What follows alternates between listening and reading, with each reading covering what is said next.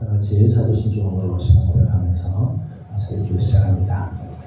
나는 전능하신 아버지 하나님 전지의 창조주를 믿습니다.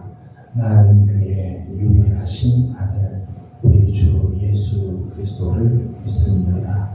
그는 성령으로 잉태되어 동정녀 마리아에게서 나시고 본디오 빌라도에게 고난을 받아 십자가에 못 박혀 죽으시고 장사된 지 사흘 만에 죽은 자 가운데서 다시 살아나셨으며 하늘에 오르시어 전능하신 아버지 하나님 우편에 앉아 계시다가 거기로부터 살아있는 자와 죽은 자를 심판하러 오시느니라.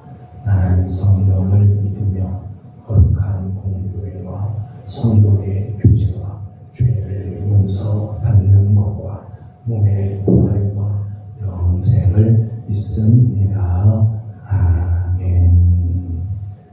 찬송가 543장 같이 보겠습니다. 찬송가 543장입니다.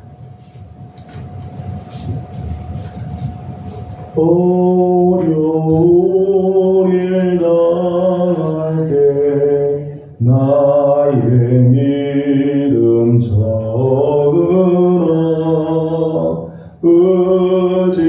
의지하는 내 주를 더욱 의지합니다. 세월 지나갈수록 의지할 것뿐일세. 무슨 일을 당해도 예수 의지합니다. 성령께서 내 마음 밝히 비춰주시니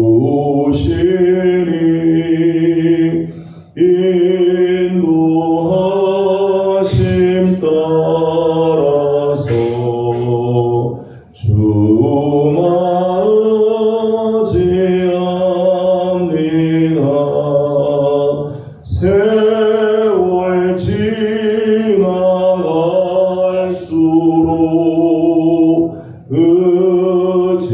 의지할 것뿐일세.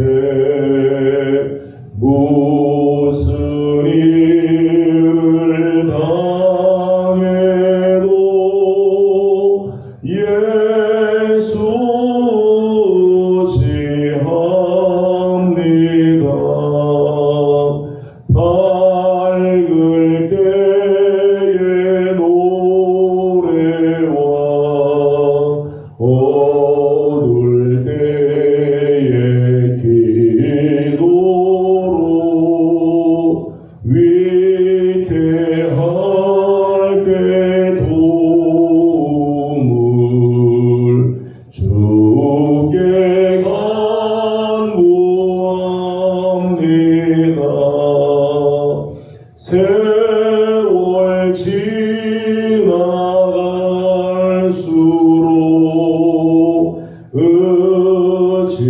의지할 것뿐일세. 무슨 일을 당해도 예수 의지합니다. 생명이 있을 동안에 예수 의지합니다. 전국 올라가도록 의지할 것뿐일세.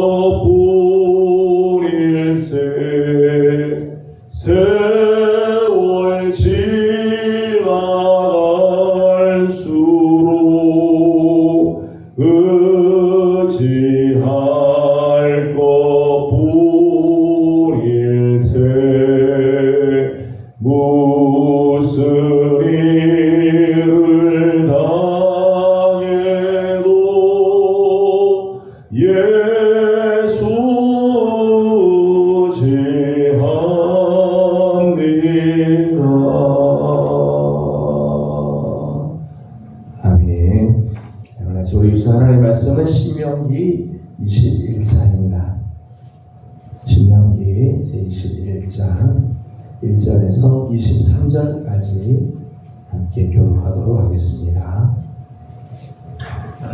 1절입니다. 내 하나님 여호와께서 내게 주어 차지하게 하신 땅에서 피살된 시체가 들에 엎드려진 것을 발견하고 그 쳐 죽인 자가 누구인지 알지 못하거든.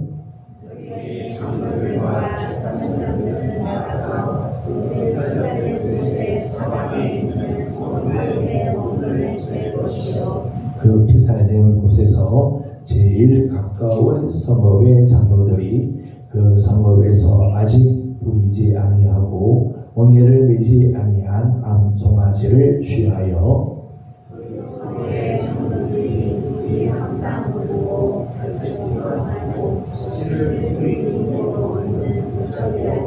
그 송아지를 끌고 와서 그 무자리에서 그 송아지의 몸을 덮을 것이요. 레위 자손 제사장들도 그리로 갈지니 그들은 네 하나님 여호와께서 택하사 자기를 섬기게 하시며 또 여호와의 이름으로 축복하게 하신 자라. 모든 소송과 모든 투쟁이 그들의 말대로 판결될 것이니라. 피살된 곳에서 제일 가까운 성읍의 모든 장로들은 그 무자리에서 몸을 덮은 암송아지 위에 손을 씻으며 말하기를 우리의 손이 이 피를 흘리지 아니하였고 우리의 눈이 이것을 보지도 못하였나이다. 여호와여 주께서 소명하신 주의 백성 이스라엘을 사하시고 무죄한 피를 주의 백성 이스라엘 중에 허물로 넣어주지 마옵소서 하면 그 피를 흘린 자가 사하나를 하려니니 너는 이와 같이 하여 여호와께서 보시기에 정직한 일을 행하여 무죄한 자의 피 흘린 죄를 너희 중에서 제할지니라. 내가 가서 적군과 싸울 때에 내 하나님 여호와께서 그들을 내 손에 넘기시므로 내가 그들을 사로잡 먹는데 내가 만일 그 포로 중에 아름다운 여자를 보고 그에게 연연하여 아내를 삼고자 하거든 내 집으로 데려갈 것이요 그는 그 머리를 밀고 손톱을 빼고 또 포로의 의복을 벗고 내 집에 살며 내 부모 그 부모를 위하여 한 달 동안 애국한 후에 내가 그에게로 들어가서 그의 남편이 되고 그는 내 아내가 될 것이요. 내가 그를 기뻐하지 아니하거든 그의 마음대로 하게 하고 결코 돈을 받고 팔지 말지어다. 내가 그를 여기셨은즉 종으로 여기지 말지니라. 어떤 사람이 두 아내를 두었는데 하나는 사랑을 받고 하나는 미움을 받다가 그 사랑받는 자와 미움받는 자가 둘 다 아들을 낳았다 하자. 그 미움을 받는 자의 아들이 장자이면 자기의 소유를 그의 아들들에게 기업으로 나누는데 그 사랑을 받는 자의 아들을 장자로 삼아 참 장자고 미움을 받는 자의 아들보다 앞세우지 말고 반드시 그 미움을 받는 자의 아들을 장자로 인정하여 자기의 소유에서 그에게는 두 몫을 줄 것이니 그는 자기의 기력의 시작이라 장자의 권리가 그에게 있음이니라. 자기의 말하고 결혼한 아들이 있어 그의 아버지의 말이나 그 어머니의 말을 순종하지 아니하고 부모가 징계하여도 순종하지 아니하거든. 그의 부모가 그를 끌고 성문에 이르러 그 성읍 장로들에게 나아가서 그 성읍 장로들에게 말하기를 우리의 이 자식은 많다고 되어버려 우리 말을 듣지 아니하고 강하여 스스로의 상민자라 하면 그 성읍의 모든 사람들이 그를 돌로 쳐 죽일 것인지니 이같이 네가 너희 중에서 악을 제하라. 그리하면 온 이스라엘이 듣고 두려워하리라.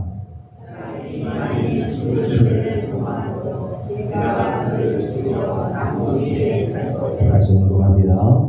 그 시체를 나무 위에 밤새도록 두지 말고 그 날에 장사하여 내 하나님 여호와께서 내게 기업으로 주시는 땅을 더럽히지 말라.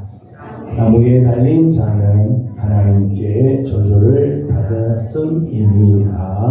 아멘. 오늘 말씀도 주님의 은혜를 또 사모하며 새벽을 깨워 주 앞에 나온 우리 모든 성도들에게 하나님의 귀하신 은혜와 또 평강이 함께하기를 소망합니다. 성경에는 많은 율법과 규례, 특별히 신명기에는 하나님께서 주신 율법의 말씀, 또 많은 규례에 대한 말씀들이 나오죠.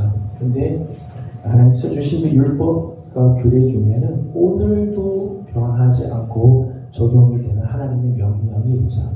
대표적으로는 십계명의 말씀 같은 경우 지금도 동일하게 그 말씀이 우리에게 적용이 되고 또 하나님의 명령을 우리가 받아들이게 됩니다. 그런가 하면 이런 규례 중에는 시대적인 상황이나 시대적인 정황 속에서 나온 그런 계명들도 있죠. 예를 들면 정결법이나 또는 정결의식법이라든지 사회 규례에 대한 그런 말씀들이 있습니다. 이런 경우에는 지금 우리가 살고 있는 시대에 그대로 적용하고 문자적으로 그냥 우리가 따라갈 수는 사실 없습니다. 성경에 이렇게 되어 있다고 해서 우리가 오늘도 그렇게 할 수 있냐? 그렇지는 않다는 거죠. 예를 들면 오늘 본문에 나오는 남자가 두 여자, 미움을 받는 아내가 있고 사랑받는 아내가 있고 성경이 이렇게 있기 때문에 우리도 그러면 아내를 2명 줄 수 있구나. 그렇게 해서 2명 둬도 괜찮다. 그렇게 적용할 수는 없다는 거죠. 그 시대적인 상황에서 하나님께서 주신 말씀이라는 거예요. 이런 규례의 말씀들은 사실은 그리스도 안에서 새롭게 우리에게 적용이 되는 거죠. 하나님께서 이 말씀을 왜 하셨는가? 이 계명의 의도가 무엇인가? 그것이 중요하다는 거죠. 십계명의 경우는 하나님의 그 말씀 그대로 오늘 우리가 따라가야 할 계명이지만 어떤 계명은 계명의 의도, 계명을 주신 목적을 우리가 잘 알고 그것을 우리가 중요시 여겨야 하는 부분들도 있다는 거야. 하나님께서 우리에게 주신 모든 규례의 중심에는 뭐가 있는가 하면 성경이라고 하는 게 있죠. 오늘 우리가 함께 읽은 본문에는 여러 규례들이 있습니다. 근데 이 모든 규례들을 가만히 보게 되면 그 안에는 다 그 땅을 더럽히지 않게 하기 위한 하나님의 말씀입니다. 목적은 구체적인 어떤 상황들보다 그 목적이 뭐냐? 하나님께서 규례를 주신 목적은 이스라엘을 하여금 성결하게 하기 위해서, 그 땅을 더럽히는 일이 없게 하기 위해서, 영적으로나 육적으로나 하나님 앞에서 거룩한 삶을 살게 하기 위해서 주신 말씀이라는 거예요. 그래서 규례를 우리가 문자적으로 다 지킬 수는 없죠. 다 지켜지진 않지만 그 규례를 통해서 하나님께서 원하시는 삶이 무엇인지를 우리가 알 수 있어요. 그 삶을 우리가 살아내야 되죠. 그래서 이 규례를 통해서 하나님께서 원하시는 이 성결의 삶을 우리가 간과할 수 없고 성결의 삶을 우리가 지켜가야 한다는 것입니다. 오늘은 함께 읽은 본문 말씀 중에서 두 가지의 말씀을 먼저 함께 나누도록 하겠습니다. 1절에서부터 9절까지는 살인 사건의 경우에 속죄 의식을 행함으로 죄악을 제거하는 절차와 방법에 대한 말씀입니다. 성경에는 사실은 살인자에 대한 규정 아주 엄격하죠. 우리가 지난번 19장에서도 이미 이제 말씀을 나눴습니다. 의도적으로 사람을 죽인 경우에, 사람을 죽이겠다고 작정을 하고 의도적으로 사람을 살해한 경우에는 용서받을 수 없죠. 긍휼을 베풀지 않습니다. 그 죄에 대한 대가를 받게 되죠. 생명은 생명으로. 그래서 의도적인 살인에 대해서는 그 살인에 대한 대가를 지불받아야 되죠. 의도치 않은 죽음의 경우가 있죠. 후지 중에 사람을 죽인 경우에는 도피성이라고 하는 제도를 통해서 하나님께서 그의 생명을 보존시켜 주시기도 하죠. 살인자에 대한 규정은 아주 엄격한 처벌의 규정들이 사실은 있습니다. 오늘 우리가 함께 읽은 본문 말씀에는 시체는 발견이 됐는데 죽인 사람이 누군지를 모르겠다는 것. 들판에서 시신을 발견했습니다. 시체가 발견됐는데 조사를 해보아도 그 살해범이 누구인지를 알지 못하는 경우에는 어떻게 할 것인가 하는 거죠. 일반적인 사회에서는 지금도 그렇고 다른 문화 속에서는 이런 경우에는 미제 사건으로 남겨두게 되죠. 해결이 안 되는 거. 누가 죽였는지 모르니까 어쩔 수 없다라고 끝날지 모르지만 하나님의 법에 의하면 그렇지 않다는 거예요. 그 땅에 피를 흘린 죄, 누군가를 죽인, 특별히 들판에서 죽임을 당했다? 이거는 아주 불의한 죽임이에요. 몰래 사람을 죽인 거죠. 그러니까 이런 경우는 정당하게 죽은 것도 아니고 자연사에서 죽은 것도 아니라 불의의 죽임을 당한 경우라는 거예요. 그러면 그 이스라엘 땅에 불의의 죄로 말미암아 죽임을 당한 피 흘린 그 죄가 있다. 살인하지 말라고 하는 하나님의 계명이 파괴되었을 뿐만 아니라 더더욱 들판에서 아무도 모르게 사람을 죽이는 그런 일들은 아주 부정한 일이라는 거죠. 때문에 이 사건은 하나님의 뜻대로 해결이 되어야 돼요. 하나님의 뜻대로 처리가 되어야 된다는 거죠. 누가 그 죄를 지었는지 알면은 처벌을 하지만 알지 못하는 경우라 할지라도 하나님의 뜻대로 그 죄에 대해서는 이것이 대속이 되어져야 한다는 것. 그렇지 않으면 그 땅은 무죄한 자의 피로 인해서 오염이 되고 그 죄로 인해서 그 성에 있는 자들이 죄에 대한 대가를 받을 수밖에 없다. 그 땅이 더럽혀졌기 때문에 오염이 되었기 때문이지요. 히브리서 9장 22절의 말씀을 보게 되면 피 흘림이 없으면 사함이 없다. 그렇게 말씀합니다. 성경적인 원리예요. 피 흘림이 없으면 사하심이 없다. 이게 대속의 원리인데 이 대속의 원리에 따라서 살인자에 대해서 누군가 이 살인죄에 대해서 누군가 피를 흘리고 이 죄가 처리되어야 한다는 것이죠. 그래서 오늘 본문 말씀에는 이렇게 살인자가 누구인지를 모르는 경우에 어떻게 대속할 것인가, 어떻게 그 피에 대해서 해결을 할 것인가에 대한 말씀입니다. 2절과 3절 말씀을 먼저 읽어보도록 하겠습니다. 2절과 3절입니다. 너희의 장로들과 재판장들은 나가서 그 피살된 곳에 사방에 있는 성읍의 원근을 잴 것이요 그 피살된 곳에서 제일 가까운 성읍의 장로들이 그 성읍에서 아직 물지 아니하고 멍에를 매지 아니한 암송아지를 취하여 아멘. 이런 경우에는 그 죽음과 들판에서 시신이 발견되는데 그 죽음과 가장 가까운 성읍의 장로들이 나와서 대속의식을 치러야 한다는 거예요. 말씀을 보게 되면 한 번도 부리지 아니하고 멍에를 매지 아니한 암송아지를 취합니다. 그리고 그 송아지를 데리고 깊은 산속으로 데리고 가죠. 골짜기로 데리고 물이 흐르는 골짜기로 데리고 가서 목을 꺾고 피를 흘리게 합니다. 그리고 장로들은 그 성읍을 대표해서 죽은 송아지 위에서 손을 씻습니다. 우리가 이 죄를 짓지 않았습니다. 우리 성읍의 사람들이 이 죄를 짓지 않았습니다. 또 우리 성읍의 사람들이 이 죄를 보지 못했습니다. 보았더라면 잡았을 텐데 우리가 보지 못했습니다. 그러니 하나님 우리의 죄를 용서하시고 이 땅에 피 흘린 죄를 용서하여 주옵소서. 이제 그렇게 하는 거죠. 그렇게 함으로 인해서 그 땅에 무죄한 자의 피 흘림에 대해서 하나님께서 대속해 주시고 살인 사건과 무관한 걸 선언해 주시는다고 하는 것이죠. 오늘 본문에 나오는 1절부터 9절까지 나오는 모습입니다. 살인자를 모르는 경우에 살인자를 모르는 이 살인 사건의 이 속죄 의식에서 하나님께서 왜 이렇게 하는가에 대한 말씀을 잠깐 나누겠습니다. 하나는 어떠한 상황에서도 하나님의 공의가 강화될 수 없다는 거예요. 말씀드린 것처럼 이런 경우에 다른 경우에 지금 우리 같은 경우에도 미제 사건으로 그냥 누가 죽였는지 모르니까 어쩔 수 없다라고 그냥 미제 사건으로 남겨두는 게 아니라 하나님께서는 그 땅의 죄에 대해서 누군가 책임을 져야 돼요.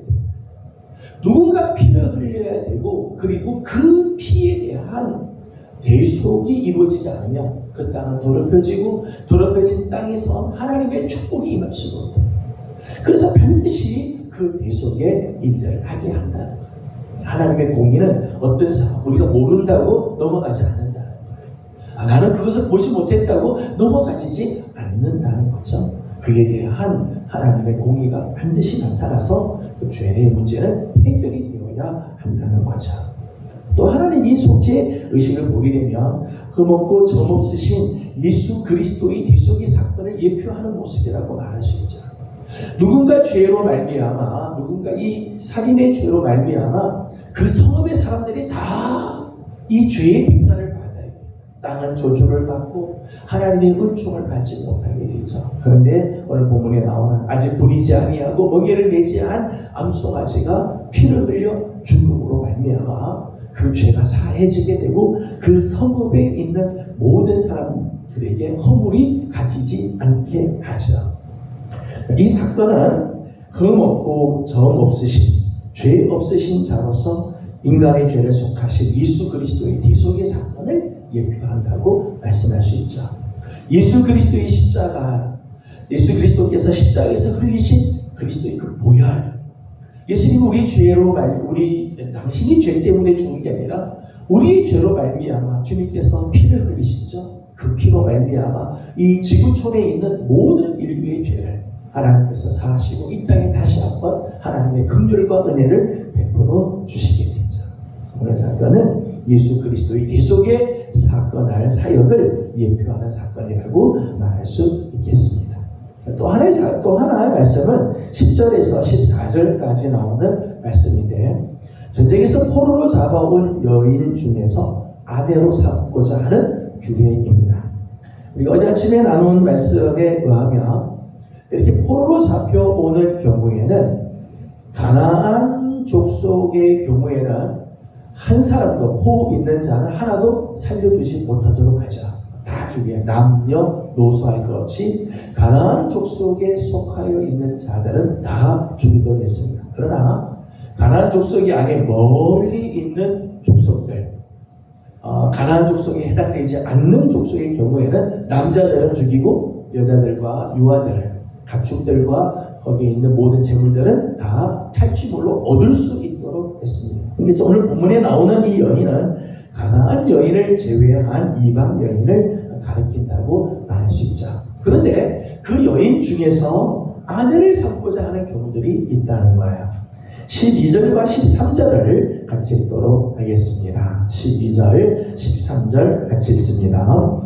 그를 내 집으로 데려갈 것이요 그는 자기 머리 손톱을 베고 또 포로의 의복을 벗고 내 집에 살며 내 그 부모를 위하여 한 달 뒤에 내가 그에게로 들어가서 그의 남편이 되고 그는 내 아내가 될 것이요. 아멘. 포로로 잡혀온 여인 중에서 아내를 삼고자 하는 경우에 주는 규례이자 집으로 데려갑니다. 집으로 데려가서 머리를 밀고 손톱을 다 베게 합니다. 머리와 손톱은 사실은 모든 삶의 중심이라고 할 수 있죠. 생각의 중심, 모든 행동의 중심은 다 제거하냐. 그리고 13절 말씀 보면 포로의 의복을 벗게 합니다. 그리고 한 달 동안은 그 부모를 위해서 애국을 하게 하고 나서 그리고 나서 결혼을 할 수 있도록 합니다. 이렇게 한 것은 옛 이방의 모습들을 다 벗어버리는 행위죠.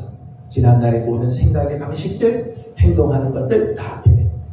포로의 의복, 지난날의 행동의 양식들을 다 벗어버리고 지난날 내 혈육의 관계 속에서 있었던 모든 것들과 단절하게 하는 거죠. 포로가 되기 이전에 섬겼던 모든 우상과 이방의 관습과 혈연들을 다 청산하고 그렇게 하고 나서야 아내로 삼게 한다는 거죠. 이러한 규례를 통해서 이방 여인을 욕정으로 취하고 그냥 함부로 그냥 이방 여인과 아무렇게나 결혼함으로 인해서 이스라엘의 순수성, 여호와 신앙을 훼손하는 일들이 없도록 이방의 여인들이 그냥 아무렇지도 않게 막 들어오게 되면 이스라엘의 혈통적으로도 순수성을 잃어버릴 뿐만 아니라 여호와 신앙이 약화될 위험이 있다는 거죠. 이런 것을 미연에 방지하기 위해서 결혼을 하기 전에 이방의 모든 부습들을 다 제거하고 깨끗하게 청산을 하고 난 다음에서야 그리고 나서 결혼을 할 수 있도록 이스라엘의 신앙의 순수성을 지키게 하는 규례라고 말씀할 수 있겠죠. 14절 말씀을 읽어보도록 하겠습니다. 14절입니다. 그 후에 내가 그를 기뻐하지 아니하거든 그의 마음대로 가게 하고 결코 돈을 받고 팔지 말지라. 내가 그를 욕보였은즉 종으로 여기지 말지니라. 아멘. 이렇게 결혼한 후에 그를 기뻐하지 않는 경우에는 그의 마음대로 가게 하라는 거예요. 포로로 잡혀갔던 여인이니까 다시 돌려보낼 때 포로처럼 돈을 받고 팔거나 욕을 보이게 그렇게 하지는 말라는 거죠. 그가 가고자 하는 대로 내버려 두도록 해라. 그러니까 네가 결혼을 했으니까 결혼하고 그 여인과 같이 잤기 때문에 종으로 절대 여기지 말고 돈을 받고 팔지 말도록 하라. 인권에 대한 강조이죠. 비록 포로로 잡혀온 여인이라 할지라도 결혼을 했으면 그의 인격이 있고 인권이 있고 정당한 권리를 보장해 주어야 한다는 거죠. 그래서 하나님께서 이런 규례를 통해서 포로로 잡혀온 여인에 대해서도 보호해주고 함부로 방종하거나 성적으로 타락하는 일들이 없도록 하나님께서 이런 규례를 정해 주셨다는 거죠. 오늘 우리 함께 나눈 말씀을 보게 되면 살인자가 누구인지를 알지 못하는 살인죄라 할지라도 하나님께서는 그 땅이 죄에 오염되는 걸 원하지 않아요. 대속의 원리를 따라 암송아지를 피를 흘려 그 땅을 정결하게 하기를 원하시고 포로로 잡혀온 여인이라고 해서 함부로 방종하거나 폐역하는 일들, 성적으로 타락하는 일이나 신앙적으로 타락하는 일이 없이 하나님 앞에 경건을 지키고 땅을 더럽히는 일들이 없도록 하기를 원하시는 하나님의 마음을 보게 됩니다. 오늘도 우리 하나님께서는 우리에게 성결의 삶을 원하시죠. 우리가 알고 짓든 모르고 짓든 하나님 앞에서 우리의 죄악이 있으면 늘 하나님 앞에서 정말 우리의 죄를 대속하고 그리스도의 보혈로 깨끗이 씻김 받기를 원하며 영적으로도 육적으로도 하나님 앞에서 깨끗하고 도덕적으로도 정결한 삶을 살기를 하나님 우리에게 원하시는 거죠. 우리 사랑하는 예명의 귀한 성도 여러분들, 오늘 하루도 우리 하나님 앞에서 영적으로도 육적으로도 도덕적으로도 우리 생각으로도 정결한 삶을 살고 하나님이 기뻐하는 삶으로 나아가는 복된 하루가 되기를 주님의 이름으로 소망합니다. 기도하겠습니다. 걸어가신 우리 하나님 은혜와 사랑을 감사드립니다. 지난밤도 주님의 은혜 가운데 저희들 편히 쉬게 하시고 오늘 또 우리에게 새 날을 주시며 이 첫 시간을 하나님께 올려드리면서 하루를 또 열리하여 주신 것 감사드립니다. 오늘 하루도 우리 하나님 앞에서 정결한 삶, 하나님 앞에서 깨끗하고 거룩한 삶을 살아가는 우리 귀한 예명의 성도들이 다 되게 하여 주시옵소서. 혹 우리가 알고 지은 죄나 혹 모르고 지은 죄라 할지라도 하나님 우리 안에 죄악이 남지 않도록 날마다 그리스도의 보혈로 우리를 씻어 주시고 하나님 앞에서 거룩한 삶을 살아가는 성도들 되게 하여 주옵소서. 영적으로도 육신적으로도 도덕적으로도 생각으로까지도 하나님 우리가 하나님 앞에 성결한 삶을 살도록 하나님 오늘 우리의 삶을 붙들어 주시고 인도해 주옵소서. 우리 사랑하는 성도 예명의 성도들의 가정을 하나님 축복해 주시고 사랑하는 우리 자녀들이 주님 말씀 안에서 온전히 자라나게 하여 주시며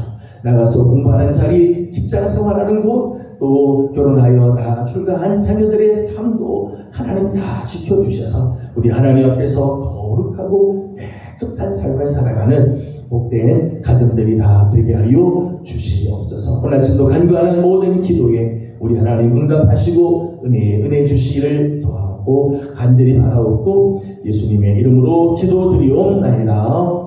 아멘. 하늘에 계신 우리 아버지의 이름을 거룩하게 하시며 아버지의 나라가 오게 하시며 아버지의 뜻이 하늘에서도와 같이 땅에서도 이루어지게 하소서. 오늘 우리에게 일용할 양식을 주시고 우리가 우리에게 잘못한 사람을 용서하여 준 것 같이 우리 죄를 용서하여 주시고 우리를 시험에 빠지지 않게 하시고 악에서 구하소서. 나라와 권능과 영광이 영원히 아버지의 것입니다. 아멘. 주신 말씀을 기억하면서 오늘 우리 계속해서 기도하도록 합니다. 오늘은 가정을 위해서 기도하는 날입니다. 하나님께서 우리 가정을 정결하게 하나님 앞에서 거룩한 가정으로 하나님 삼아주시도록 자녀들을 축복하고 허락하신 기업을 우리 하나님께 올려드리도록 합니다. 다 같이 함께 기도하고 개인적인 기도 제목들 주님께 올려드리고 돌아가도록 하겠습니다. 기도합니다. 거룩하신 우리 아버지 하나님, 은혜와 사랑